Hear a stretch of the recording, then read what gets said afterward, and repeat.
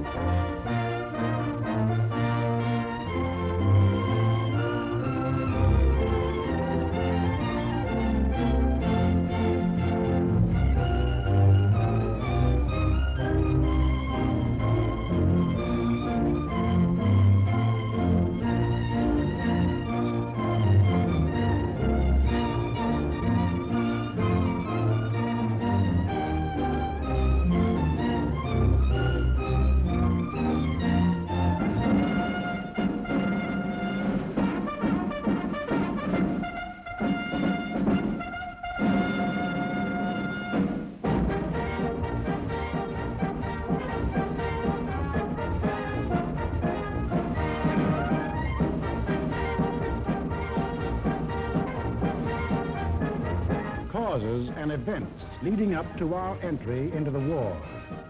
Well, what are the causes? Why are we Americans on the march? Is it because of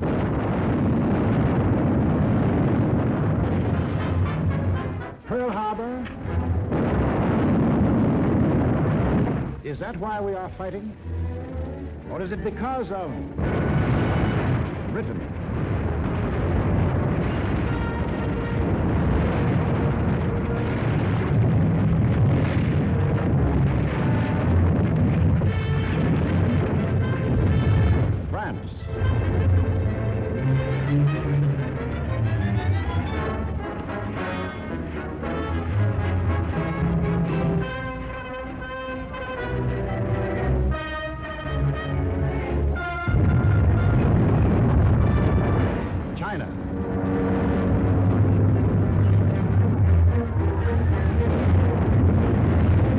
Czechoslovakia,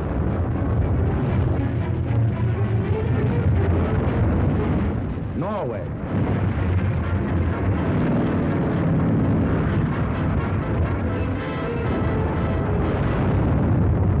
Poland,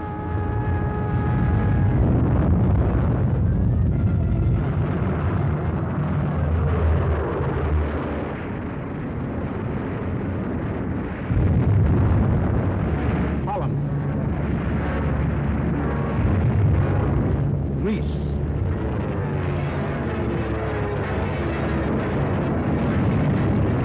Belgium, Albania, Yugoslavia, or Russia.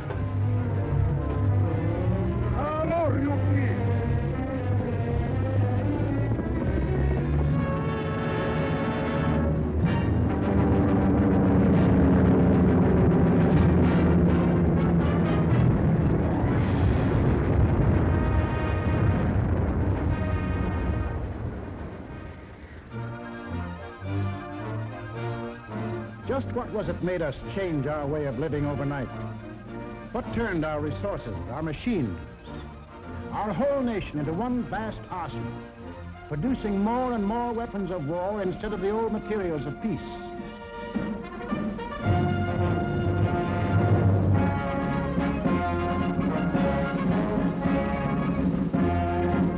What put us into uniform, ready to engage the enemy on every continent and every ocean?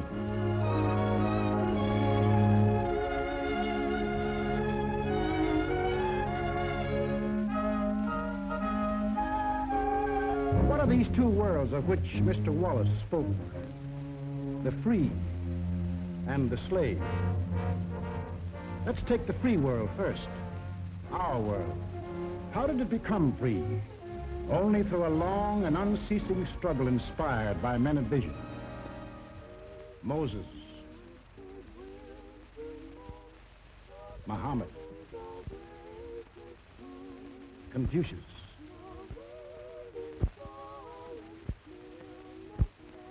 Christ. All believed that in the sight of God, all men were created equal. And from that there developed a spirit among men and nations, which is best expressed in our own Declaration of Freedom. We hold these truths to be self-evident, that all men are created equal. It is the cornerstone upon which our nation was built, and the ideal of all the great liberators: Washington, Jefferson, Garibaldi, Lafayette, Kosciuszko, Bolivar, Lincoln. Lighthouses lighting up a dark and foggy world. That government of the people, by the people, for the people, shall not perish from the earth. Fighting, living, dying. For what? For freedom. That for which men have fought since time began. To be free.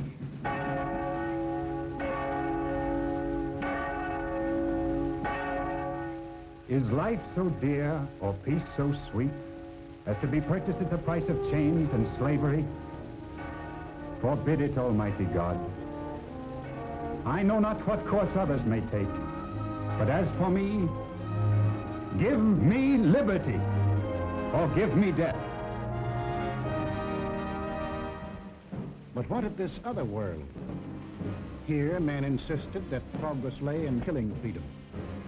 Here they were putting out the lighthouses, one by one. Here the march of history was reversing itself. In Italy it began when an ambitious rabble-rouser set his followers marching on Rome. The country, like every other country after the last war, was torn by political unrest, hard times, unemployment. Two courses were available to the Italian people. They could solve their problems in a free, democratic way, or they could let someone else do the solving for them. They made the tragic mistake of choosing the second course. They put their trust and faith in this one man. They believed he represented them. Actually, he planned to betray them for the selfish interests of himself and the group back of him, just as he had earlier betrayed those who first supported him. In Germany, another and even more forceful demagogue set his followers marching from the Munich beer hall. He too had the sinister opportunity to take advantage of post-war chaos.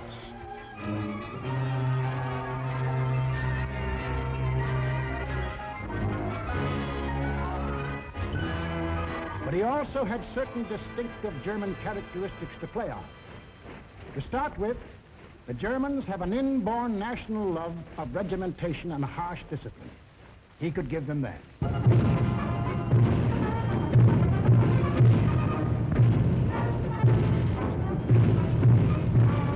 The German army, and through them the people, had never acknowledged German defeat in the last war and were anxious for revenge. That too he promised them. The wealthy and powerful industrialists were fearful of losing any of their wealth and power and were ready to back anyone who would retain it for them. He promised to take care of them too.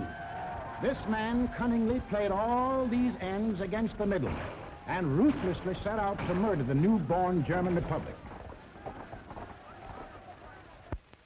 As the will of the emperor, and to the Japanese people, the emperor is God. Taking advantage of their fanatical worship of the god emperor, it was no great trick to take away what little freedom they had ever known. Yes, in these lands, the people surrendered their liberties and threw away their human dignity.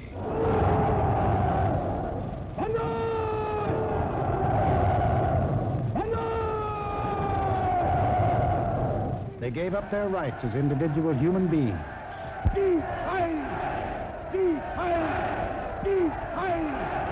And became a part of a mass, a human herd.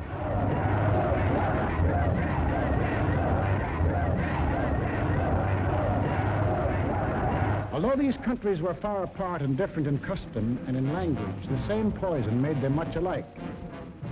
Each got a new uniform. In Italy, the new bosses wore black shirts. In Germany, the shirts were brown. In Japan, they hid behind the uniform of the army. But really, they belonged to a sinister secret society.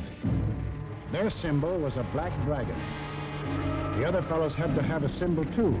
Germany, a swastika. In Italy, the old Roman symbol of the fascists. In Germany, they called the new order National Socialism, or Nazism. In Italy, they had a shorter word, fascism. In Japan, they had lots of names for it. The new era of enlightenment, the new order in Asia, the co-prosperity sphere. But no matter how you slice it, it was just plain old-fashioned militaristic imperialism. The Japs would get the prosperity, and the others would get the coal. They say trouble always comes in threes. Take a good close look at this trio. Remember these faces. Remember them well. If you ever meet them, don't hesitate. Der eine wahrhaftige Weltmann-Showspotter sein. Und zweitens, Sie wollten, Herr... Stop thinking and follow me, cried Hitler.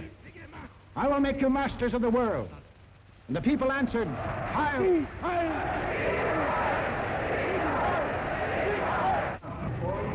Stop thinking and believe in me, bellowed Mussolini, and I will restore the glory that was Rome.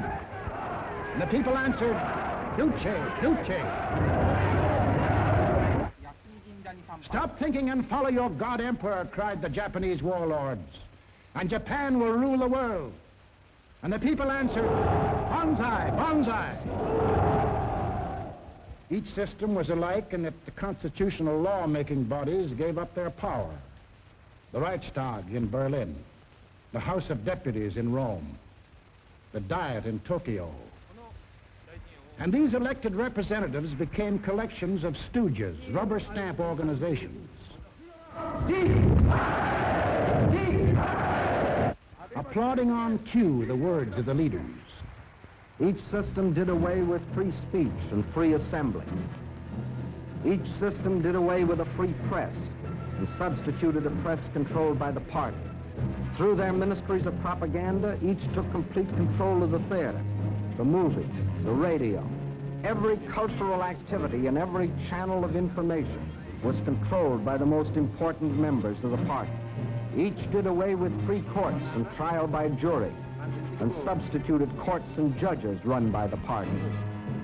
Each abolished labor unions and the rights of bargaining for wages. Fertig machen zur Meldung! Achtung!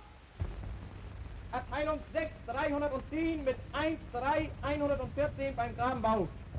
Danke. Heilser! Heilser! Lassen Sie weiterarbeiten. Weiterarbeiten! And under the pretext of patriotism established a system of forced labor. Each enforced its decrees by an army of secret police who held the power of life and death over every individual. And for the few who still believed in freedom and said so, there was a ready answer.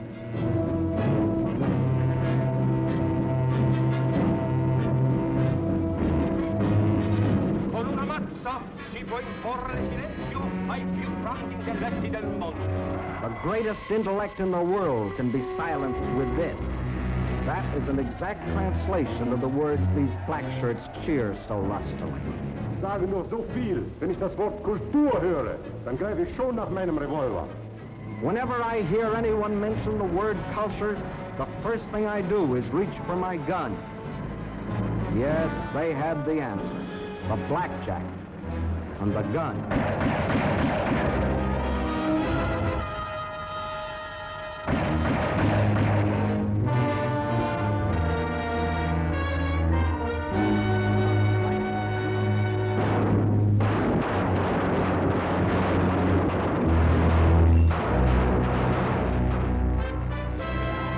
In Italy, they did it different.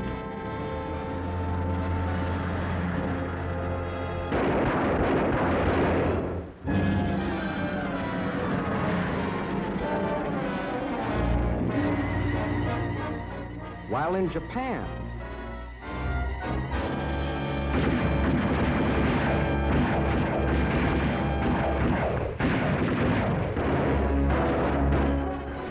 to their names can be added those of hundreds and thousands of others who stood in the way of the new order. Finally, there is only one obstacle left.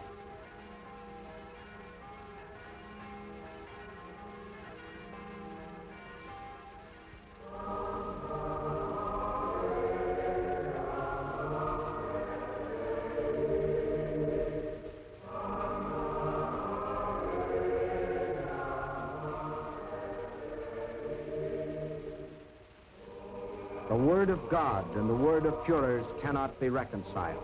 Then God must go.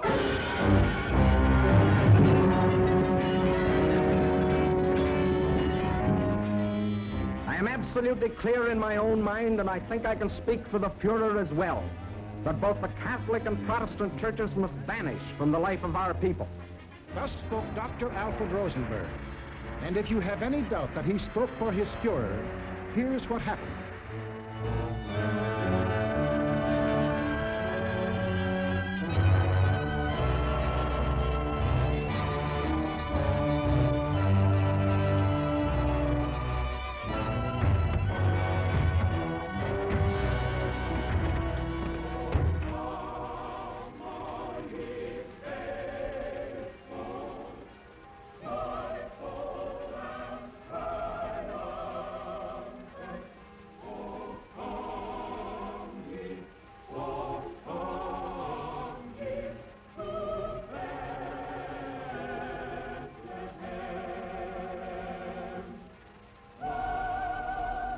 Thousands of other men of God, Protestant, Catholic, Jewish, were persecuted, arrested, confined in concentration camps.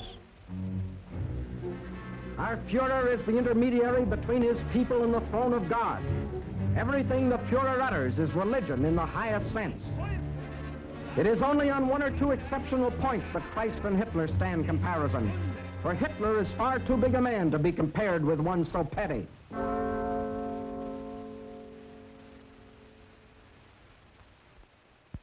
German classrooms.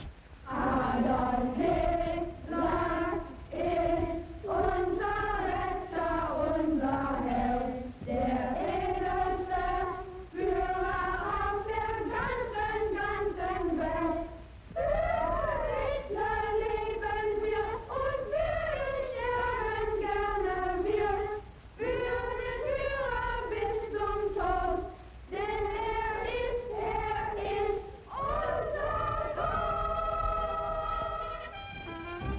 Yes, take children from the faith of their fathers and teach them the state is the only church. And the head of the state is the voice of God.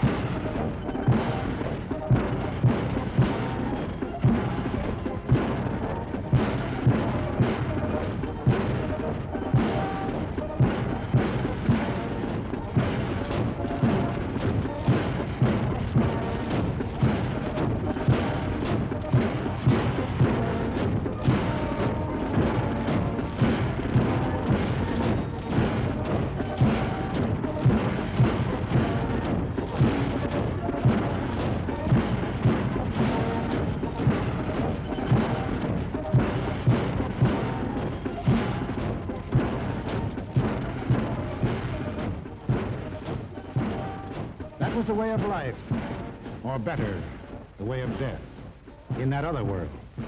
Now, what of our world, the democratic world? What did we want? What did we do about it? First of all, we wanted peace and security. And to prove our sincerity, in 1921, we initiated the Washington Disarmament Conference. This resulted in two vitally important treaties. One, to reduce the size of the British, Japanese, French, Italian, and American fleets. And the other, the Nine-Power Treaty, which guaranteed the integrity of China. And incidentally, one of the powers signing this was Japan. Later on, in 1929, we signed the Kellogg-Briand Pact, which was supposed to abolish war as a means of settling international disputes. This pact was signed by 47 nations, including Germany and Japan. President, I have the honor of handing you the London Naval Treaty. Faithful to our treaty obligations,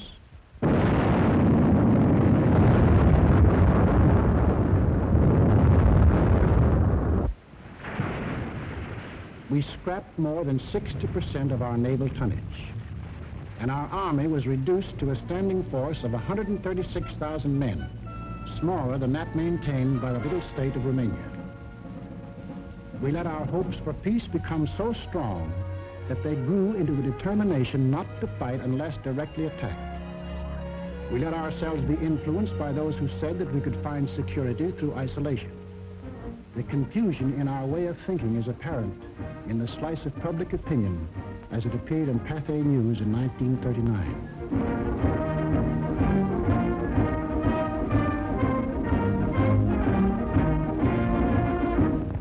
Another war, not for me. This time America should keep out, and I know I will. If war breaks out in Europe, I think that this country should heed the advice of its first president and avoid all foreign entanglements. I haven't the slightest idea of European affairs. In the event of war in Europe, I think we should stay out of it entirely. And all our efforts should be made to keep out of the fight. Let Europe fight her own battles. They mean nothing to us. We should mind our own business. By all means, no. Yes, fight. No. No. Yes. If my country calls, yes. No. We simply did not want to understand that our individual and national problems were, and always will be, dependent upon the problems of the whole world. And we had individual and national problems to worry about, plenty of them, just as Germany, Italy, and Japan had. But we faced them in a democratic way. We passed laws to give working men a chance to improve their lot. We established an insurance program for those without jobs. We began to give old folks protection against want and hunger. We organized the CCC to provide our young men with healthy and useful employment.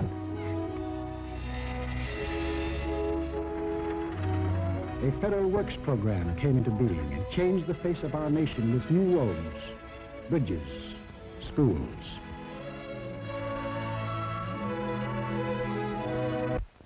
We built great new dams which brought the miracle of electricity to millions of our people.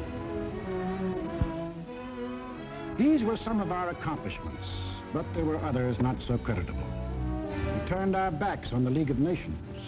We passed the Tariff Act to set a higher wall of isolation around us. We encouraged lawlessness with the farce of prohibition. But in spite of these mistakes, we never had a thought of losing our free institutions. John Q. Public still ran the country. He had his choice of voting for Dewey, Wilkie, Roosevelt, or anybody else. In Germany, they had the choice of voting for Hitler, Hitler, or Hitler.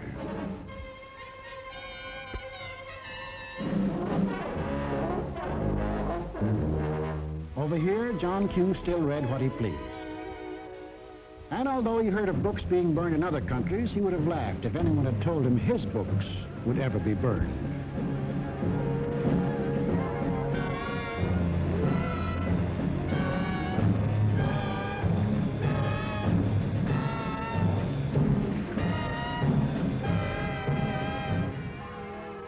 And on Sunday, if he felt like it, John Q. went to any church he pleased.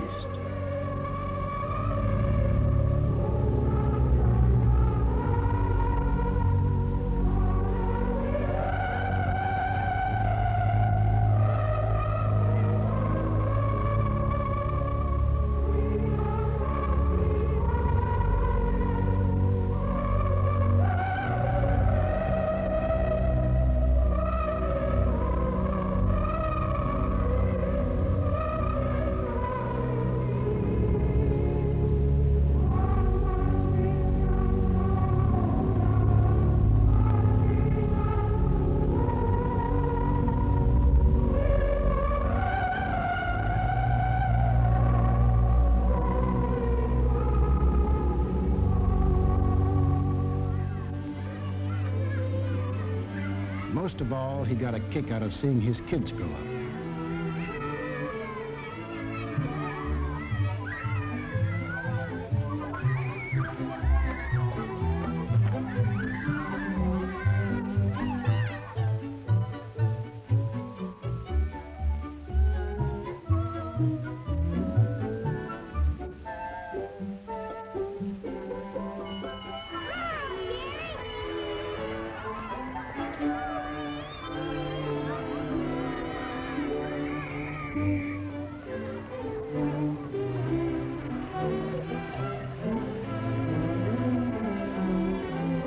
The average American was quite unconscious of the fact that some people had this in mind for the little John Q.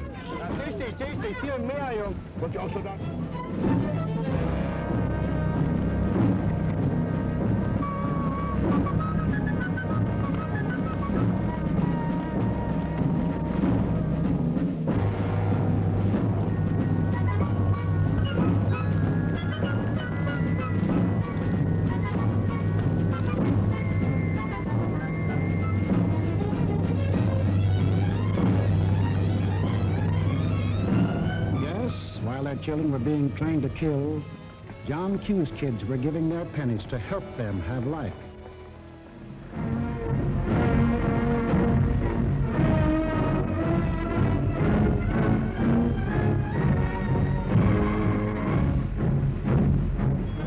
And when we saw these men in the newsreels, quite often we laughed.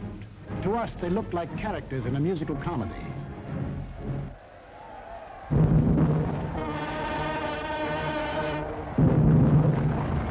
But they weren't comic, they weren't funny, they were deadly serious. They were out for world conquest. And what made it doubly serious was that there were 70 million Japanese, 45 million Italians, and 80 million Germans, all hopped up with the same idea. Deutsches Volk hilft dir selbst. Jeder soll helfen. Their leaders told them that they were supermen, Herrenvolk, the Nazis called it. The master race, destined to rule all other peoples on Earth. Take a good look at these humorless men. These were to be the rulers of the ruling race. Leben, auch ihr bürgerliches Dasein ist gesichert in diesem nationalsozialistischen Staat. Obey us blindly, and you will attain your rightful place in the world. All other people will be your slaves. That's what they promised them. That Americans, Chinese, Russian, South Americans, all free peoples would work for them and make them rich. And how they ate it up.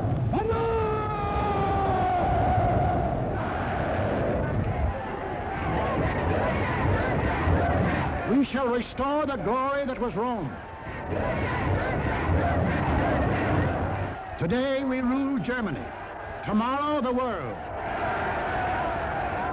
The Pacific is ours. It was inevitable that these countries should gang up on us. The little fellow is our pal, Kurosu, who smiled his way into our hearts in December 1941. Here he and his friends are busy carving up the world in advance, staking out their claims. Take a good look at these claims. Here was the Italy that Mussolini took over in 1922. And almost his first act was to tell the Italians they were the rightful owners of Corsica, Nice, Savoia, Albania, Tunisia, Ethiopia, and a land corridor linking it with Libya. Later on, he had an even bigger dream. The old Roman Empire as it existed nearly 2,000 years ago, to dominate all the lands adjoining the Mediterranean. Mare Nostrum, our sea, they called it, just as the ancient Romans did. As for the Japanese, they had some ambitions too. By 1920, they had grabbed off Formosa, Korea, and the southern half of the island of Sakhalin. Then Baron Gishi Tanaka, the prime minister, carefully set down Japanese aims in a document called the Tanaka Memorial. It was presented to the Emperor July 25th, 1927.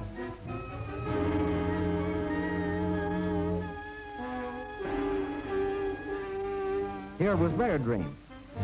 Manchuria for raw materials, China for manpower, Then a triumphant march through Indochina, Siam, Burma, India, the East Indies, and on through Australia and New Zealand. And in the north, all they claimed was that part of Russia east of Lake Baikal. That was to be the new order in Asia. Then the Japs would move eastward to crush the United States and really start their co-prosperity sphere. Now take a look at the fight the Nazis reserved for themselves. Here's the Germany Hitler walked into, and here's what he wanted. First, Europe under his complete political or economic control, leaving Mussolini a share of the loot if he behaved himself. Then the drive to the east, through the rich oil lands of Iran and Iraq, into India. Another push south through Africa. Then from Dakar, jump off to meet the honorary Aryans who were to move in on South America through the Pacific. At the same time, start across from the Scandinavian countries to hook up with his buck-toothed pals coming over from Siberia to join in the conquest of the United States. There it is, gents. All they left us was Shangri-La. And they'd claim that, too, if they knew where it was. If they had a chance, listen.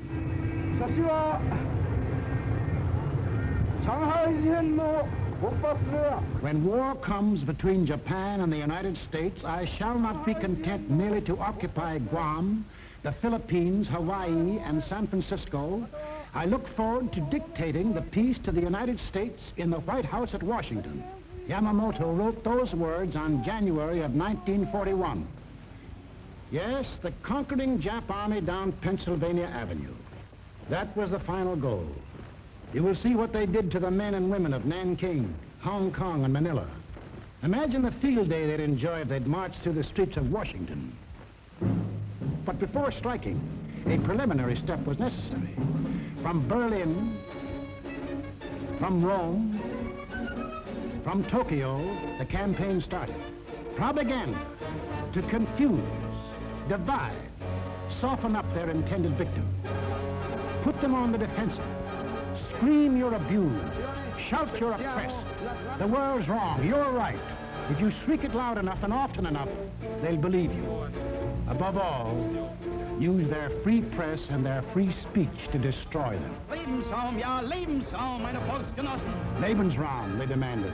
Living room. Our lands are overcrowded. But at the same time, they gave prizes to mothers who bore the most sons.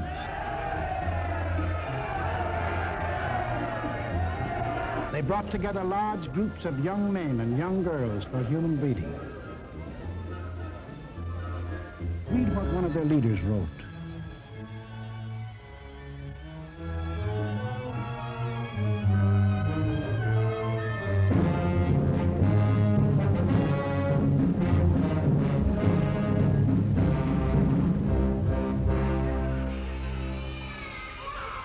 Of course, the children from this assembly line belong to the state to be scientifically trained for conquest.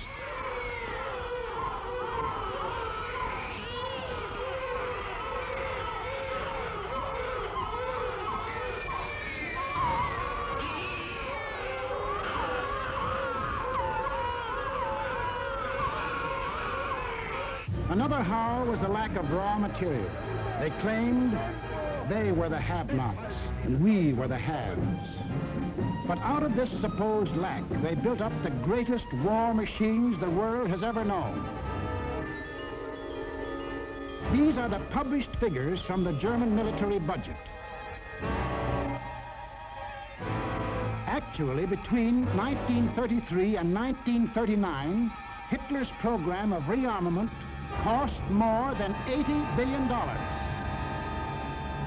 The Nazis alone assembled a striking force of 30 panzer divisions, 70 motorized divisions, 140 infantry divisions, plus the Luftwaffe, the world's largest air force. And they had no raw materials.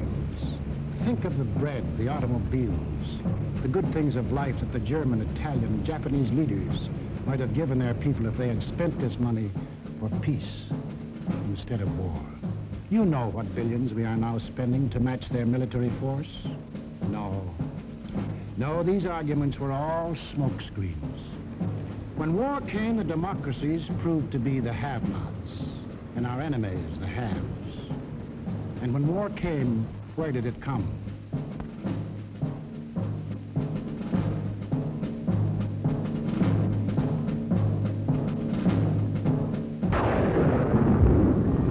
Remember that date, September 18th, 1931. A date we should remember as well as December 7, 1941. For on that date, in 1931, the war we are now fighting began. The place was Manchuria, the northernmost province of China, 6,000 miles from San Francisco. Manchuria, the first objective in the Tanaka Plan. By September 18th, the Japanese, who by treaty patrolled the southern Manchurian Railway, had secretly and illegally increased their garrisons.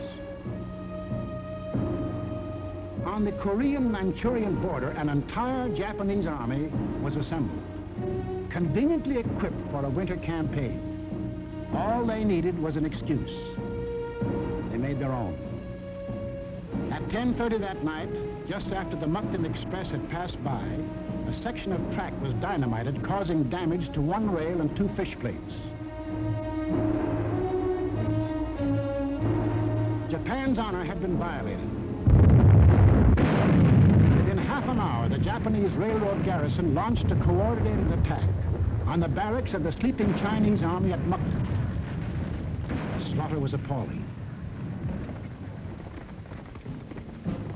By midnight, the conveniently placed Japanese army poured across the Korean border, and the first open act of aggression, the invasion of Manchuria, was on. In 4 days, they had occupied the whole of southern Manchuria, and shortly after, the whole country. Manchuria became Manchukuo, a puppet state with an obedient stooge on the throne, Henry Puyi, a weakling whom the Japanese had prepared for the job with 7 years of women and song. In Washington, Henry L. Stimson, then Secretary of State, now Secretary of War, sent out a blistering denunciation of the attack. The League of Nations sent a committee of 5, headed by Lord Lytton and including our own General Frank McCoy, to Manchuria to investigate. In October of 1932, the committee issued its report. We found that the Japanese occupation of this large part of China was not justified on the ground of self-defense, and that the new state which had been set up was a Japanese protectorate rather than a genuine case of Manchurian self-determination. Shortly after, the League condemned Japan as an aggressor nation. À son Excellence, Monsieur Matsuoka, délégué du Japon. I call on His Excellency, Monsieur Matsuoka, delegate of Japan.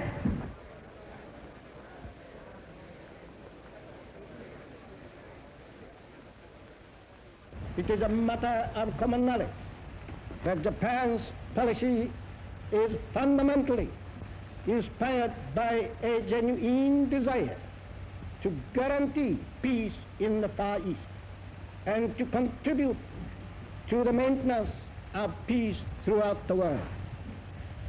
Japan, however, finds it impossible to accept the report adopted by the Assembly. In answer, the Japanese delegates, knowing there were no guns behind this condemnation, smiled, took up their briefcases, marched out of the League. More than Manchuria was dead. Collective security was dead. The green light had been given the aggressors. We and the rest of the world knew that these aggressors should be stopped and punished, but we were unwilling to make the necessary sacrifices to back up that opinion. It was impossible to convince a farm boy in Iowa, or a driver of a London bus, or a waiter in a Paris cafe that he should go to war because of a mud hut in Manchuria. Yet the subsequent course of history makes it clear that that incident, so many miles away, is one of the main reasons that you and millions of others are in uniform today. Japs had Manchuria. Phase number 1 of the Tanaka Plan was completed. Phase number 2, the conquest of China. In 1932, without warning, the Japs attacked the Chinese city of Shanghai.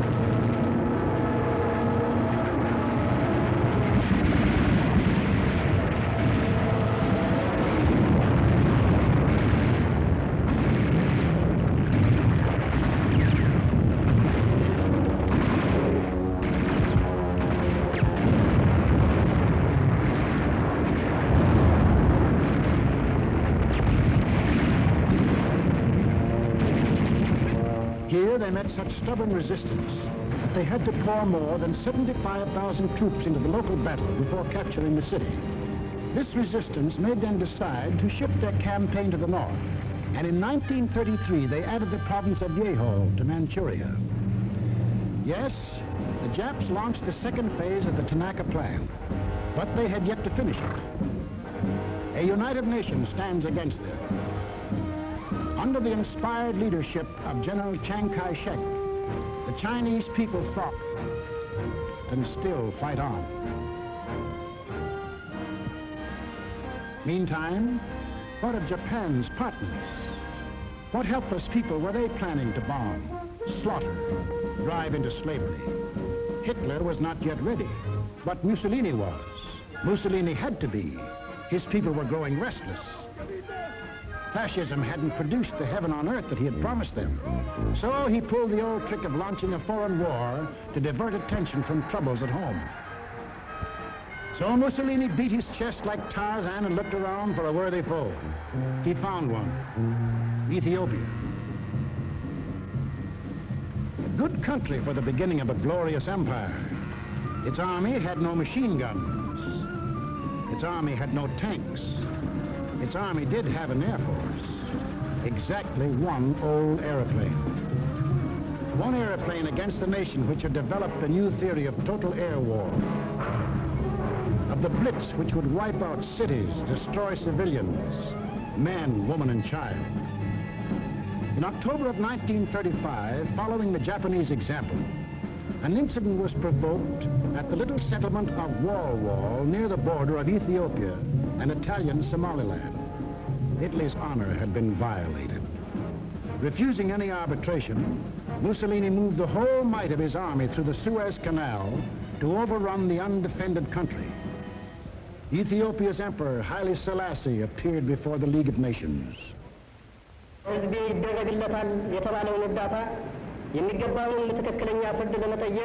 I must still fight on until my tardy allies appear, and if they never come, I say to you without bitterness, the West will perish.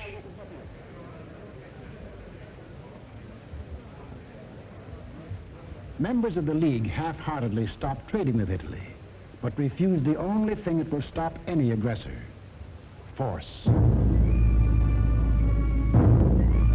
Ethiopia was left to herself. Native leaders came to pledge their allegiance.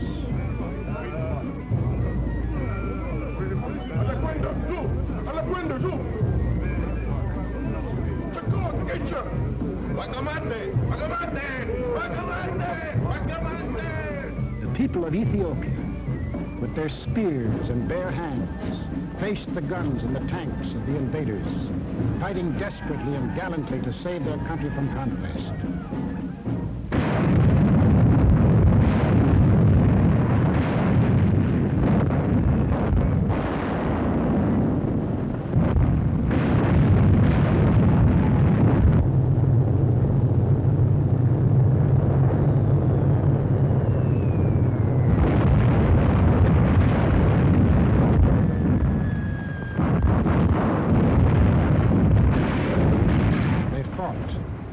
They died.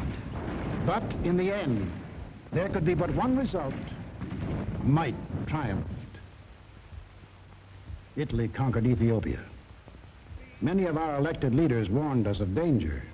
Without a declaration of war and without warning or justification of any kind, civilians, including vast numbers of women and children, are being ruthlessly murdered with bombs from the air.